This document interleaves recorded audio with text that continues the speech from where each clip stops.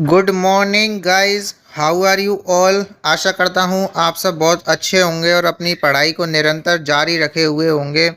तो दोस्तों, आपका बहुत बहुत स्वागत है हमारे यूट्यूब चैनल सेठ शिवम एजुकेशन पर।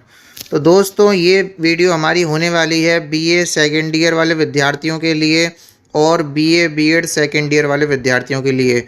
सब्जेक्ट हमारी रहेगी इंग्लिश लिटरेचर और इस वीडियो में हम डिस्कस करने वाले हैं most important questions for examination 2023 first paper poetry and drama का।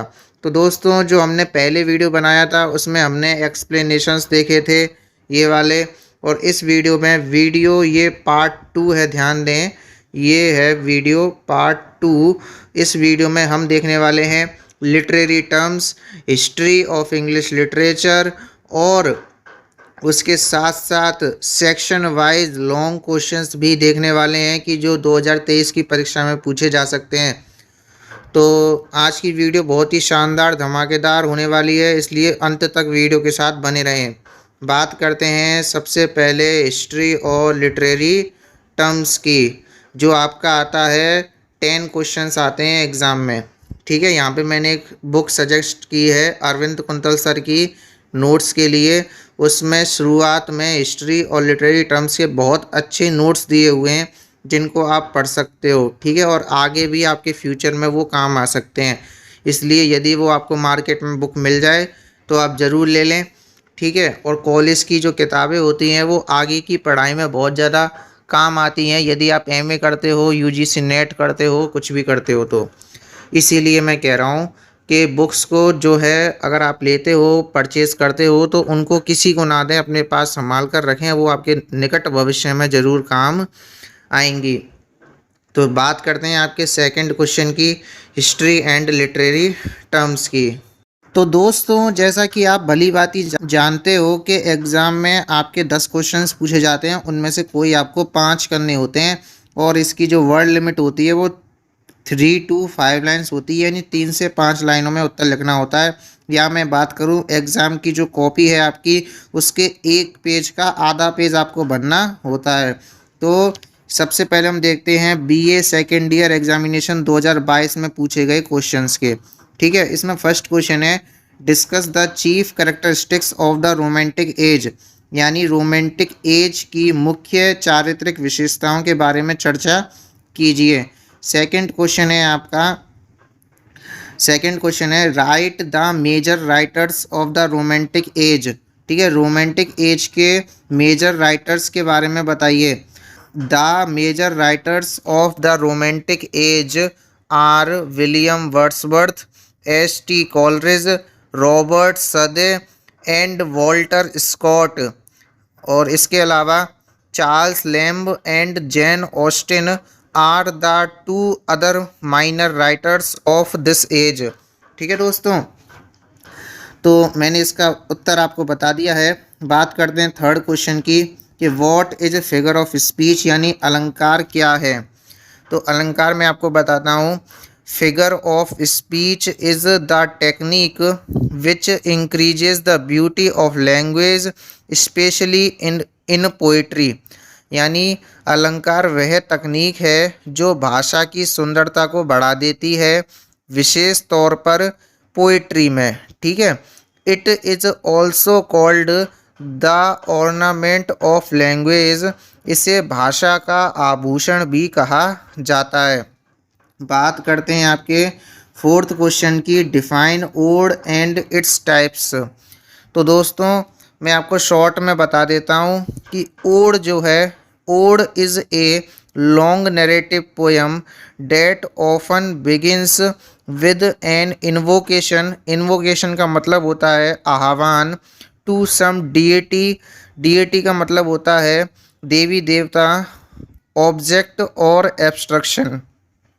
और यानी जो ओड है वो एक लंबी वर्णनात्मक कविता होती है जो कि एक आह्वान से शुरू होती है, और आह्वान किसको किया जाता है, किसी देवी देवता को या अमूर्त वस्तु या व्यक्ति को किया जाता है। एग्जाम्पल के लिए मैं आपको बताऊं, ओड टू इवनिंग हमारी पोयम है ना विलियम कॉलिंस की, तो उसमें जो इवनिंग है आपका, इवनिंग क्या है, एक एब्स्ट्रक्शन है, अमूर्त वस्तु है। ठीक है, अब मैं आपको बताता हूँ इसके टाइप्स के बारे में कि ode was initiated by the Greek poet Pindar. जी हाँ दोस्तों, एक ग्रीक पोइट था पिंडार, उसने ओड को शुरू किया था।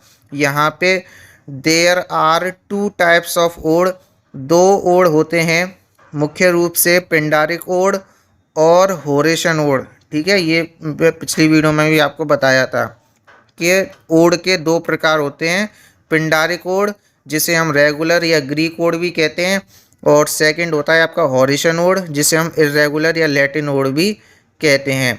हो सकता है इस साल एग्ज़ाम में ये सवाल पूछ लिया जाए कि डिफ़ाइन करिए हॉरिशन ओड को या फिर डिफ़ाइन कीजिए पिंडारिक ओड को। ठीक है, इनके टाइप्स को डिफ़ाइन करने का क्वेश्चन इस साल एग्ज़ाम में पूछा जा सकता है। डियर फेलोज, हमारा 5th क्वेश्चन है define ballad and its types. यानी बैलेड क्या है, क्या बैलेड को हिंदी में पता है क्या कहते हैं? हिंदी में कहते हैं इसको कथा काव्य। क्या कहते हैं दोस्तों? कथा काव्य। यानी ballad is a story in words, यानी काव्य रूप में लिखी गई कहानी। काव्य रूप में लिखी गई कहानी को बैलेड कहते हैं, कथा काव्य कहते हैं। फॉर एग्जाम्पल के लिए मैं आपको बताऊं, जो आपके सिलेबस में कुबला खान पोयम है वो क्या है, एक बैलेड है। ठीक है, कुबला खान पोयम एक बैलेड है। और बैलेड के मुख्य रूप से दो प्रकार होते हैं। Ballad is of two types, popular ballad, ठीक है, पॉपुलर बैलेड, और दूसरा होता है आपका लिटरेरी बैलेड। दूसरा कौन सा है? Literary ballad. बात करते हैं आपके 6th क्वेश्चन की, write a short note on elegy. तो एलिजी क्या है? तो elegy is a poem of sorrow और a song of mourning specially on the death of someone dear and near. जैसा कि आप सब जानते हैं कि एलिजी को हिंदी में कहते हैं शोक गीत, यानी ये एक दुख की कविता है या रुदन का गीत है जो कि किसी खास के मृत्यु पर गाया जाता है। ठीक है, यानी कोई चित्त परिचित है, फैमिलियर है, उसकी मृत्यु पर एलिजी को गाया जाता है। 7th क्वेश्चन है write a short note on tragedy. ठीक है, ट्रेजेडी की परिभाषा सुन लीजिए।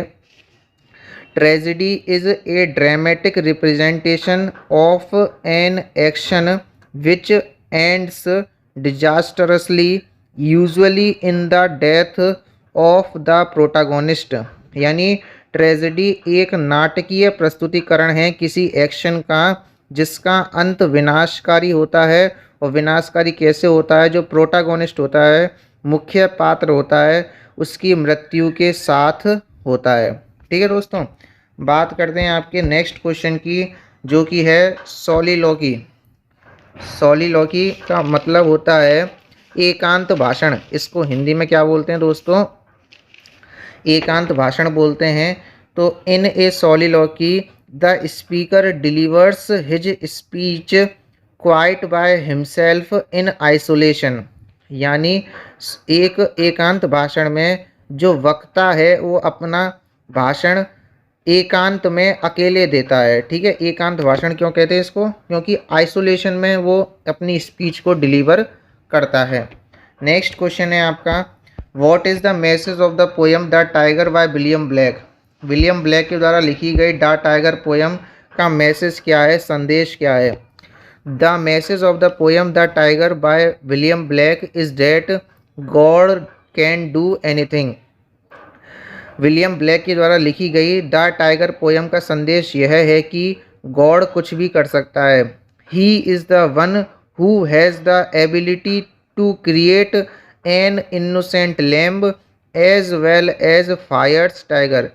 केवल एक वही है, गॉड ही है, जो क्षमता रखता है एक इनोसेंट लैम्प को क्रिएट करने का, बनाने का, और उसके साथ साथ भयावह है टाइगर को बनाने का। ठीक है, दोनों की विशेषताएं अलग अलग हैं। वो इनोसेंट है, वो फायर्स है।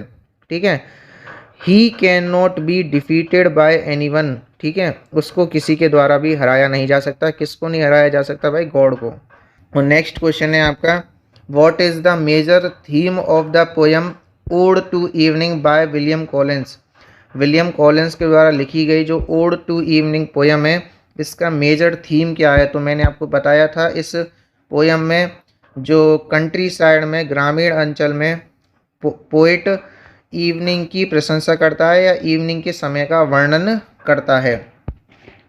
बात करते हैं आपके नेक्स्ट बीए सेकेंड ईयर 2021 में पूछे गए क्वेश्चंस की। तो डियर फेलोज, यदि आपको वीडियो पसंद आ रही हो तो वीडियो को प्लीज़ लाइक कर दें, और यदि आप चैनल पर नए हैं तो हमारे चैनल को सब्सक्राइब कर लें। नेक्स्ट हम बात करते हैं 2021 में पूछे गए फर्स्ट क्वेश्चन की। Define the use of soliloquy in drama. Drama में सोलिलोकी के यूज़ को डिफाइन कीजिए। सेकेंड क्वेश्चन है define ode and tell about its categories. Ode को डिफाइन कीजिए और इसकी कैटेगरीज बताइए, यानी श्रेणियाँ बताइए। वही श्रेणियाँ हैं हॉरिसन ओड और पिंडारिक ओड, और वही इसकी डेफिनेशन है, ठीक है, लॉन्ग नैरेटिव पोयम वाली। बात करते हैं कॉमेडी और ट्रेजेडी के बीच अंतर लिखिए बहुत संक्षिप्त में, यानी मेजर डिफरेंस लिखना है। नेक्स्ट फोर्थ क्वेश्चन है give one example of oxymoron with its definition. इसकी परिभाषा के साथ ऑक्सीमोरन का एक एग्जाम्पल दीजिए। तो डेफिनेशन इस तरह से लिखी जा सकती है ऑक्सीमोरन की कि ऑक्सीमोरन को हिंदी में कहते हैं विरोधाभास अलंकार। क्या कहते हैं दोस्तों? विरोधाभास अलंकार। तो oxymoron is the figure of speech in which two words और phrases having opposite meanings are used together.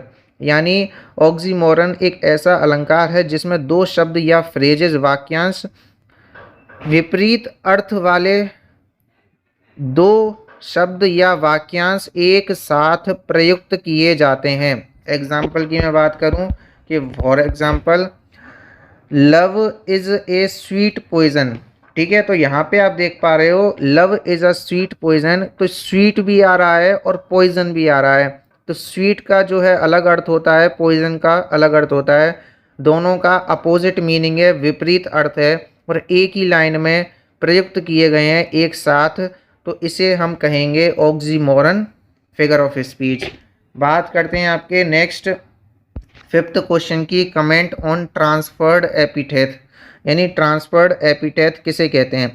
तो transferred epithet is the figure of speech in which some quality of a person, place, animal और thing is transferred to some other object. यानी transferred epithet एक ऐसा अलंकार है जिसमें किसी एक व्यक्ति, स्थान, जानवर या वस्तु के गुण को, क्वालिटी को किसी दूसरे ऑब्जेक्ट पर ट्रांसफ़र कर दिया जाता है। ठीक है, Thomas Gray makes the use of this figure of speech in the lines. Thomas Gray ने जो उसकी पोयम है elegy written in a country churchyard, उसमें इस फिगर ऑफ स्पीच का यूज़ किया है। लाइन है the ploughman homeward plods his weary way. ठीक है, जो प्लोमैन मतलब हलदर, होमवार्ड में इस घर की तरफ, प्लोट्स में थके हुए कदमों से गति करता है, हिज वियरी वे अपने थके हुए रास्ते पर। अब भाई रास्ता थका हुआ थोड़ी है, थका हुआ तो किसान है, प्लोमैन है, हलदर है। ठीक है, तो यहाँ पे जो वियरी शब्द आया है, थकावट जिसका अर्थ है, ये क्वालिटी है किसका? प्लोमैन का, हलदर का, फार्मर की क्वालिटी है। और जबकि यह जो क्वालिटी है वियरी वाली, वो ट्रांसफर्ड किस पे कर दी गई है? वे पर, रास्ते पर ट्रांसफ़र कर दी गई है। तो इस तरह से ये जो है ट्रांसफर्ड एपिथेट कहलाता है।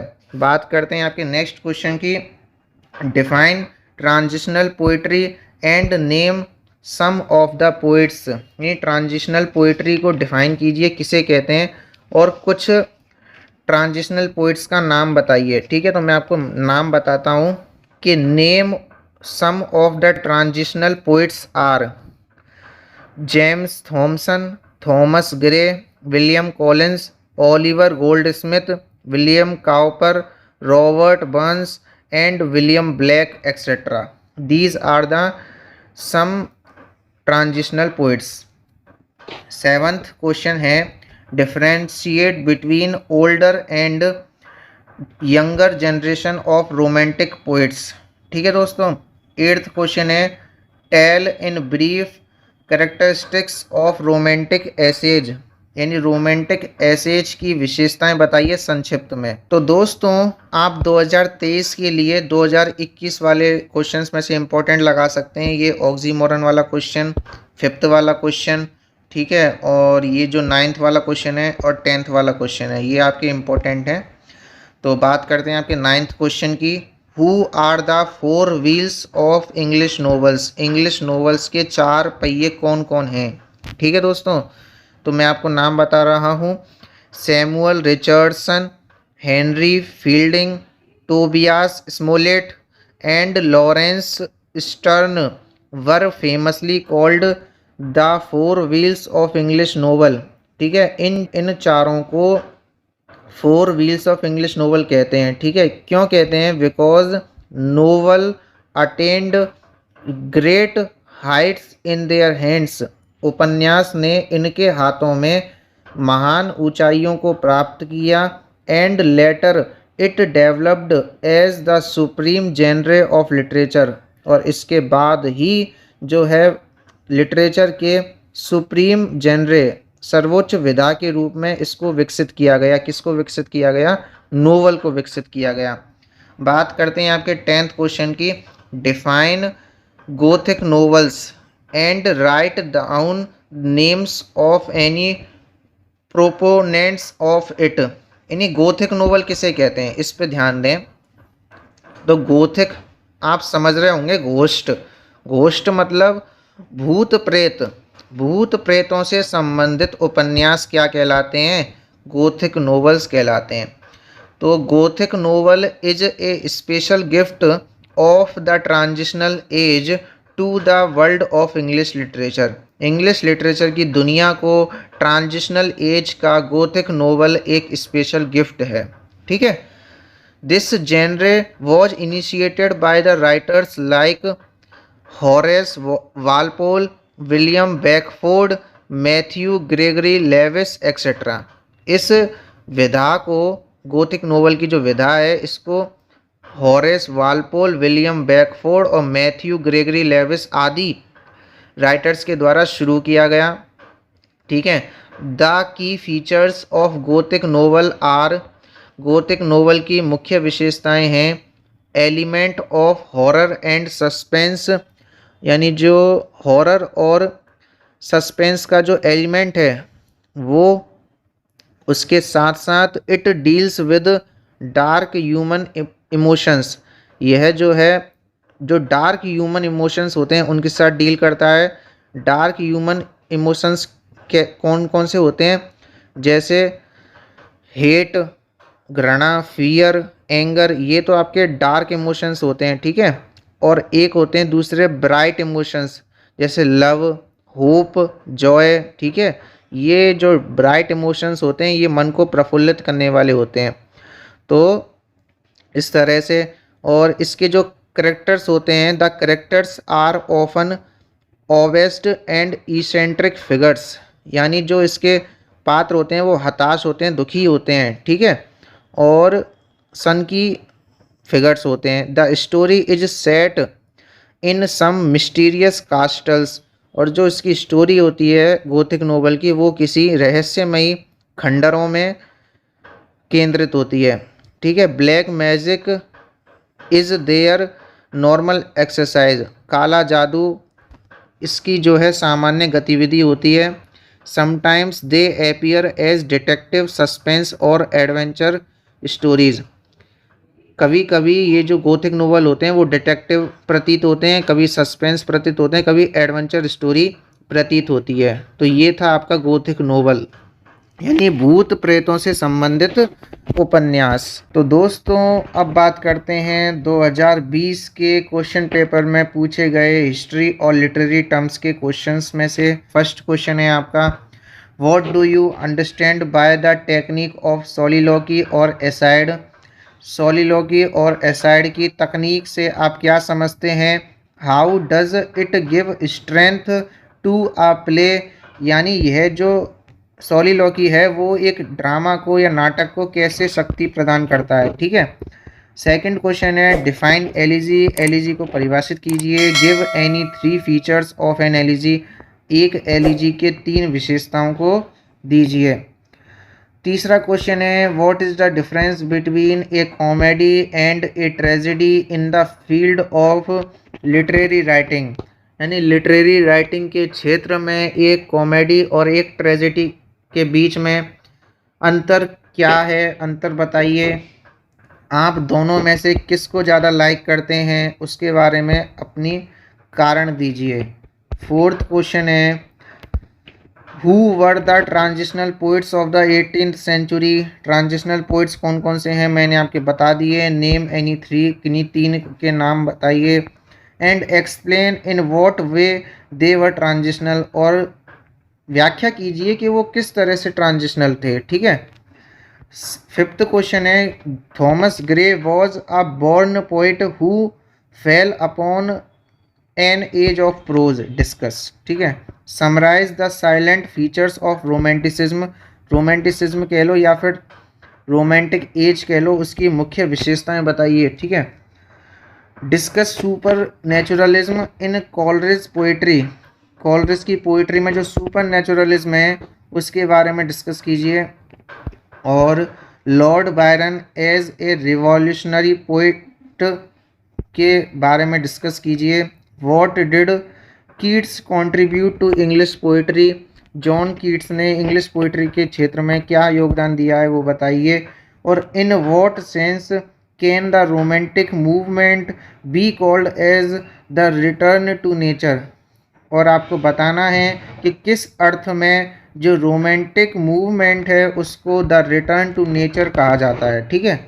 तो ये थे आपके लिटरेरी टर्म्स और हिस्ट्री के क्वेश्चंस जो आपने 1-2 कमेंट भी किए थे कि वीडियो बनाइए, इसलिए बनाया है।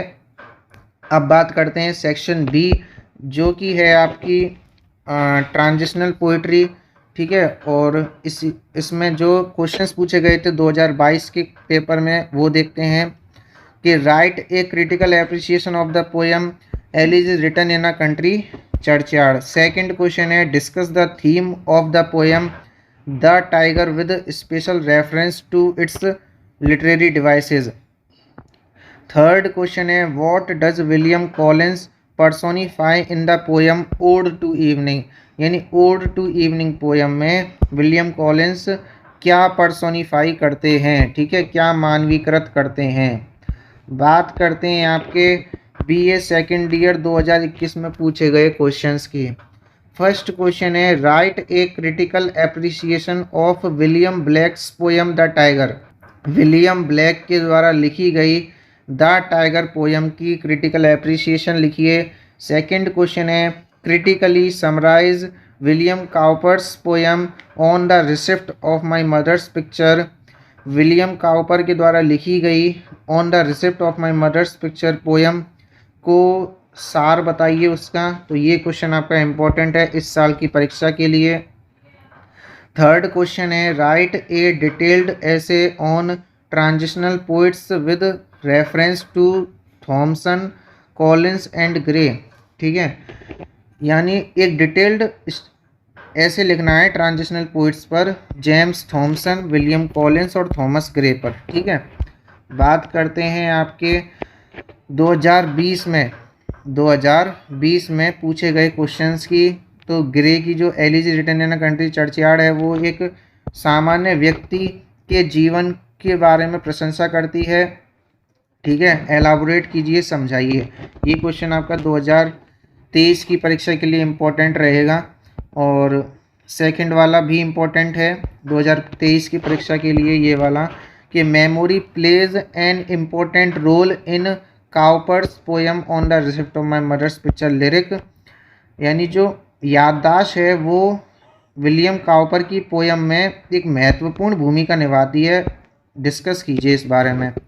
और थर्ड क्वेश्चन है कि विलियम ब्लैक की जो पोएम है कौन सी, द लैम्ब, उसके बारे में बताइए कि उस पोएम में आपको क्या चीज़ ज़्यादा अट्रैक्ट करती है, आकर्षित करती है, और उसके बारे में रीजंस दीजिए अपने। ठीक है। कारण दीजिए। तो दोस्तों बात करते हैं क्वेश्चन नंबर 4 की जो कि है सेक्शन सी के लॉन्ग क्वेश्चंस। ठीक है, सेक्शन सी आपका रोमांटिक पोइट्री का है।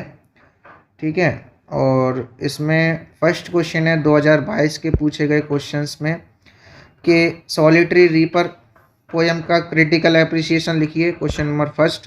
क्वेश्चन नंबर 2 है सी वॉक्स इन ब्यूटी में जो लॉर्ड बायरन की पोइटिक स्टाइल है उस पर कमेंट कीजिए।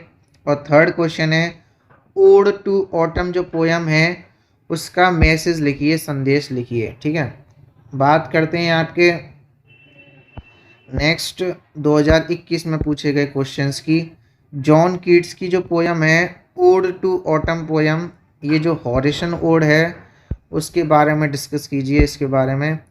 सेकंड क्वेश्चन है describe chief lyrical qualities of PV Shelley's poems. PV शैली की जो पोयम्स हैं उनमें चीफ लिरिकल क्वालिटीज़ बताइए। ठीक है, ये क्वेश्चन इंपॉर्टेंट है सेकंड वाला। जो पीवी शैली की पोयम्स हैं कौन कौन सी हैं? द क्लाउड है। थर्ड क्वेश्चन है विलियम वर्ड्सवर्थ और एस.टी. कोलरिज रोमांटिक पोइट्स हैं। ठीक है, तो यानी विलियम वर्ड्सवर्थ की तो 3 पोयम है अपने सिलेबस में, कौन कौन सी हैं? The solitary reaper, daffodils, 3 years she ग्रू।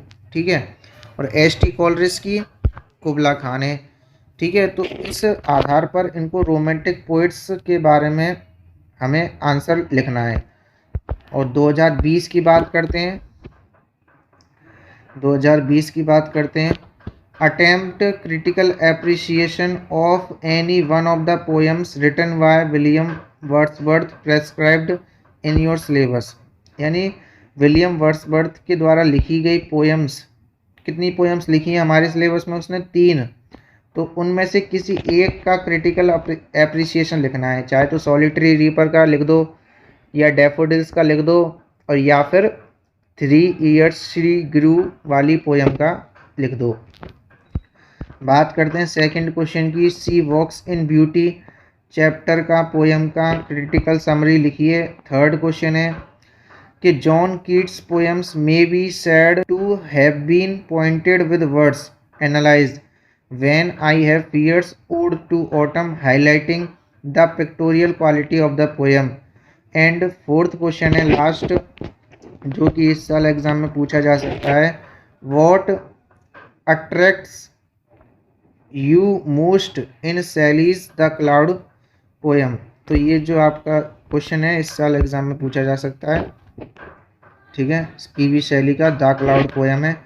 बात करते हैं एक ये वाला क्वेश्चन भी एग्जाम में इस साल पूछा जा सकता है, कुबला खान का, जो कि एस.टी. कोलरिज ने लिखी है पोएम। ठीक है, ये केवल संभावनाएं हैं, 100% नहीं है।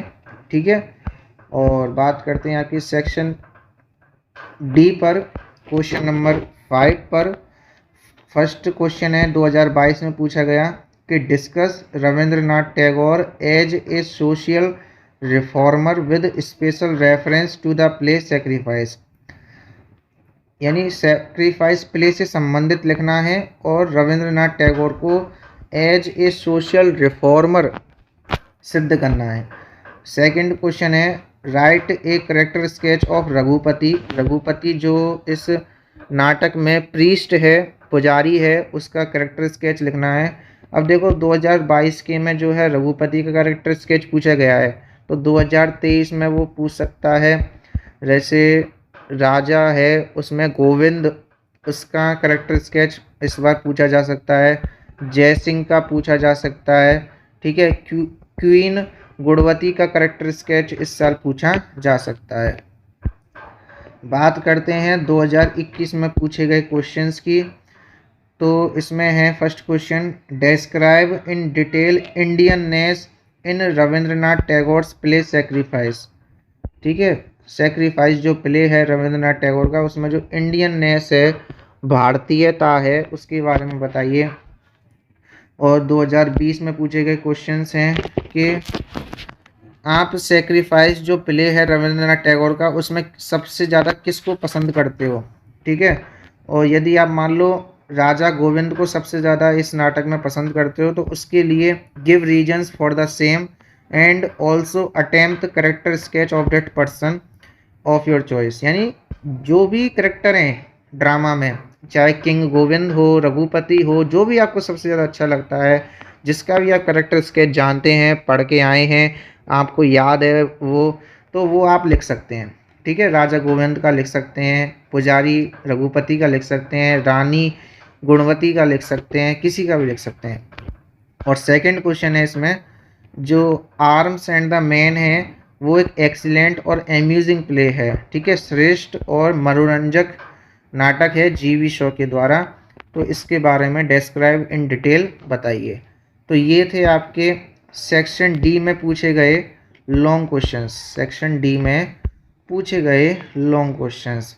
तो दोस्तों ये थी हमारी आज की वीडियो बीए सेकेंड ईयर और बीए बीएड सेकेंड ईयर वाले विद्यार्थियों के लिए इंग्लिश लिटरेचर सब्जेक्ट पर मोस्ट इम्पॉर्टेंट क्वेश्चंस। 2 वीडियो बन चुकी हैं, एक पहले बना दी है और अब एक ये दूसरी बना दी है। इसमें मैंने आपको सब कुछ बता दिया है कि कौन कौन से क्वेश्चंस इस साल पूछे जा सकते हैं। Most important questions, previous year questions, सब के बारे में हम डिस्कस कर चुके हैं।